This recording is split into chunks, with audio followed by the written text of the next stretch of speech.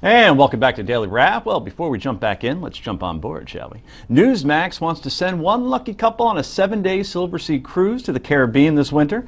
Obviously, a luxury cruise on the Silver Wind is a trip of a lifetime. To win, however, you have to enter our sweepstakes. Visit newsmax.com/sweepstakes to enter. That's newsmax.com/sweepstakes. Okay, it's potluck time, part of the show. We go around the table and share our favorite stories of the day. I am issuing an executive order and taking this all for myself. Well, not exactly. So, zip it. It would be unconstitutional anyway. Rick has a point. Anyway, zip it. And that's what the Oregon Bureau of Labor and Industry is telling the owners of Sweet Cakes by Melissa. Who are they? They're a bakery owned by Christians who refused to bake a cake for a lesbian wedding. And get this, on Friday, the state ordered the owners, Aaron and Melissa Klein, to pay, this is a lot of cakes, $135,000 in damages to the couple they turned away 2 years ago. And it gets even better, or worse. The state also placed a gag order on the bakers, stating under no uncertain terms from speaking out over their refusal to participate in the bake wedding cakes or same-sex unions topic. Quote, this effectively strips us of our First Amendment rights, Mrs. Klein wrote on her Facebook page. According to the state of Oregon, we neither have freedom of religion or freedom of speech, unquote. Wow. You, Rick Unger, have upset some of your progressive friends with what you wrote in Forbes on this very topic. I have. You know, this is so troubling. You know, look, at the end of the day, I've been a huge supporter of same-sex marriage. I think it's a right that these folks had all along and was due to be recognized. And thank goodness it finally was recognized. But I got to tell you, one right being recognized cannot come at the loss of a right of another American. That's not the way it works here. And the way Oregon handled this, to me, is absolutely reprehensible. First, they have financially ruined these two people for standing up for their own religious beliefs. Do I agree with what they did? Not particularly. I don't think they should do it, but guess what? It doesn't matter what I think. They're entitled to their religious beliefs. Could they have discriminated? Could they be using it as an excuse? Maybe they are, but we can't get inside their heads, and some things take precedence, and religious freedom is one of them.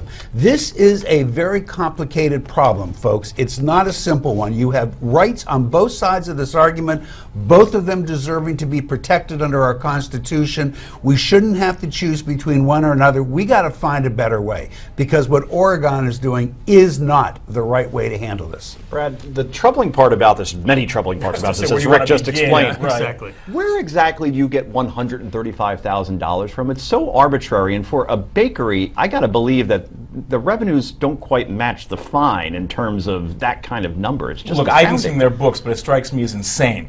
And what's worse is that it's not even, as we talked about before we went on air, a punitive damage, which we thought it was. I went and checked. The hearing officer in this case actually claims these are legitimate emotional damages awarded to the two women. So the whole thing is completely out of control and completely inappropriate. It's insane. But what about the potential damages for someone baking a cake against their religious will? They don't count, and that's what's going on here. Because what's happened, and this is, Rick, what you mentioned, is what's critical.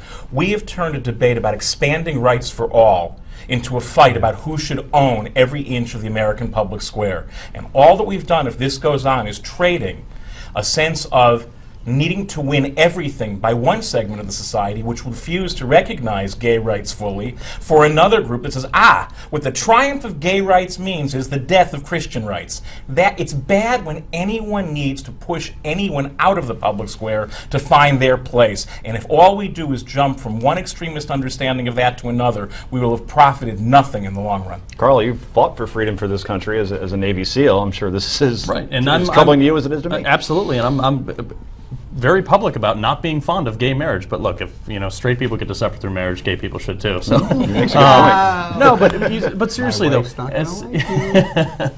the fact of the matter is look. This is what happens when the government starts meddling in private business. As soon as you have a government or any type of entity stick their hand into a private business, says this is what you have to do, you get stuff like this. It's ridiculous. $135,000. I don't know where that fine came from, but it's. If they want to say that this is the damages for our wedding, fine, let them say that. But guess what? You can't put that on a bakery. It's just not fair. And also, freedom of speech. Let them talk about it. I do want to sound a caution, and I agree with you, and I agree with Brad. I do want to sound a caution. There is some legislation that some of the presidential candidates are banding about that could be just as damaging. I understand their desire to protect religious freedoms in America. I get their intent, but some of this, it goes too far. Let me give you, for instance, Orthodox Jews think it's wrong for women to wear pants. Should a woman be fired from a business that has an Orthodox Jew shareholder because she wore pants to work? You can take this all too far. That's why everybody has to grow the you-know-what up, sit down and work this out in a way that works for all sides. Yeah. Grow you-know-what up. I have a feeling that's a letter between E and G. Yeah, I'm not going to say it. Okay, very good. All right, well, thank you all for giving us a complete echo chamber on that one. Just everybody agreeing. Well, hell of an argument for a good reason. Yeah, hell of an argument. Yay or nay is next. This is the Daily Wrap.